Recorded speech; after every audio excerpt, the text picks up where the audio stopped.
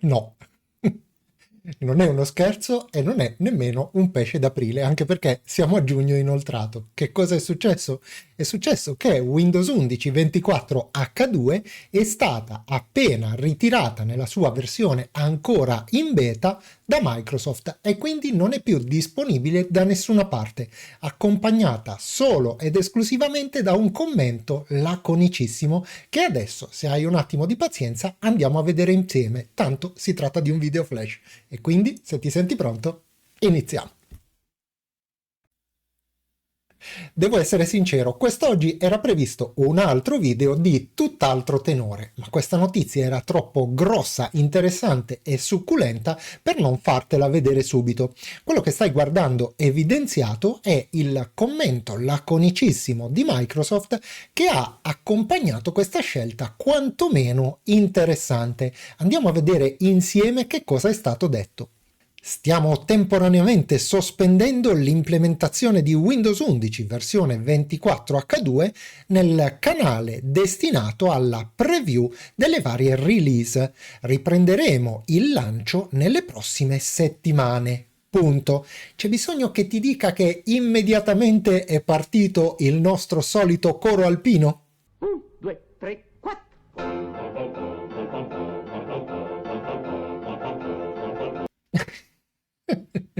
E sì, è partito il nostro solito coro alpino delle riviste di settore che titolavano tutte quante la stessa cosa, solo che questa volta a casa a riposare a quanto pare ci va Windows 11 24H2. Leggiamo sommariamente i titoli più importanti e poi commentiamo come al nostro solito. Matrice Digitale ci dice sospeso l'aggiornamento Microsoft Windows 11 24H2. Cattivo segno? Ed aggiunge sospeso l'aggiornamento di Microsoft Windows 24H2 dal testing a causa di problemi tecnici. Cosa significa per il rilascio futuro? Le fa eco il secondo nano da giardino nella persona della rivista Punto Informatico che invece titola Windows 11 24H2 ritirato dal canale Release Preview. Ma andiamo a vedere nello specifico cosa ci dice questo articolo. Con una decisione imprevista e dall'effetto temporaneo, Microsoft ha scelto di non rendere più disponibile la versione di anteprima dell'aggiornamento 24H2 per Windows 11 all'interno del canale Release Preview del programma Insider. La software house non ha confermato il motivo, ma con tutta probabilità è da ricercare nella presenza di bug e problemi piuttosto gravi segnalati dagli utenti. Ma come? Quando un aggiornamento di una versione effettiva non va bene, Microsoft non muove un dito, come abbiamo visto negli scorsi video, e invece questa volta, quando sarebbe normale che una versione beta crei dei problemi, improvvisamente e soprattutto tempestivamente la rimuove. L'articolo tuttavia ci rassicura dicendo quello che ha già detto Microsoft, ovvero che la fase di test riprenderà nelle prossime settimane solo dopo aver apportato le correzioni necessarie.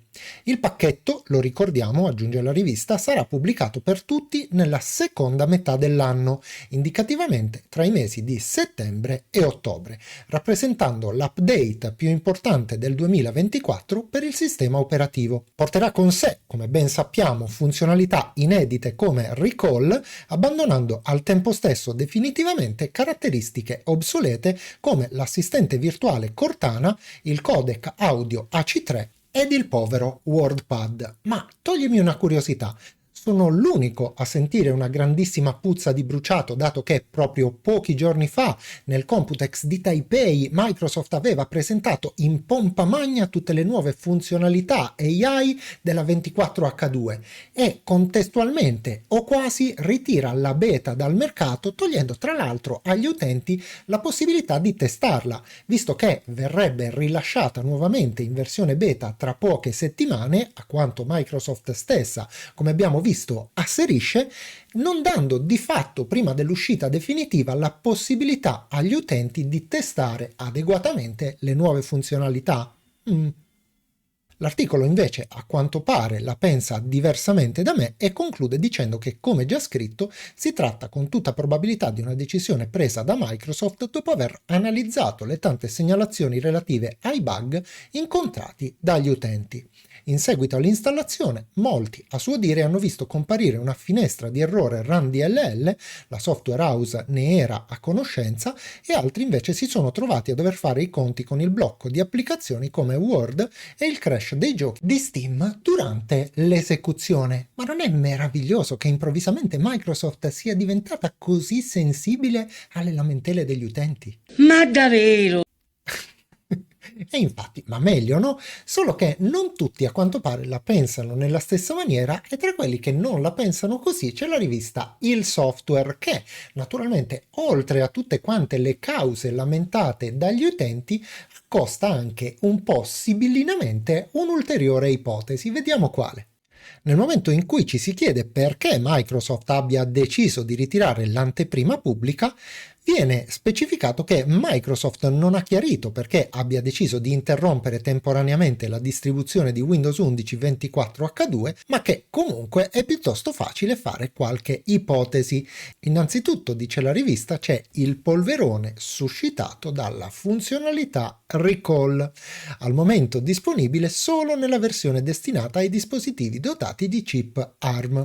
Dopo le proteste sollevatesi nei giorni scorsi, la società ha deciso di renderla opzionale, a differenza di quanto avevamo visto annunciare a Taipei, ed evitarne l'attivazione automatica al momento dell'installazione del feature update. Questo cambio di rotta necessita tuttavia di un intervento diretto da parte dell'utente, quindi se per caso installi la 24H2, Recall sarà installato ed attivo, a meno che in fase di installazione o successivamente tu non vada a disattivarlo.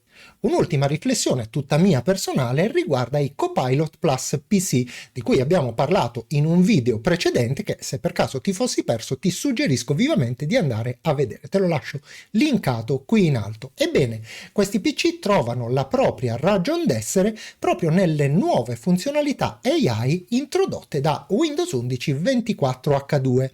Mi sembra abbastanza strano che Windows 11 24H2 venga ritirato temporaneamente proprio a ridosso del lancio di questi PC, a meno che questi errori e questi problemi non si verifichino proprio particolarmente su questo genere di nuove macchine. Oh babacco, scioglievi tanto. Non vorrei che qualcuno, dopo tutte queste affermazioni, ci facesse chiudere il canale, e quindi approfitto a questo punto per spararne anche un'altra. Ci sarà mica un collegamento di qualche tipo tra la riapertura del canale beta di Windows 10, come abbiamo visto in un video precedente, e questa temporanea rimozione di Windows 11 24H2 dal suo canale beta? Ma staremo a vedere, tanto tutto sommato, a detta di Microsoft, si tratta solo di attendere qualche settimana, ma appunto nell'attesa che le settimane passino e il canale ci venga chiuso, a questo punto approfitto per fare i ringraziamenti, anche se si tratta di un video flash, dato che non si sa mai.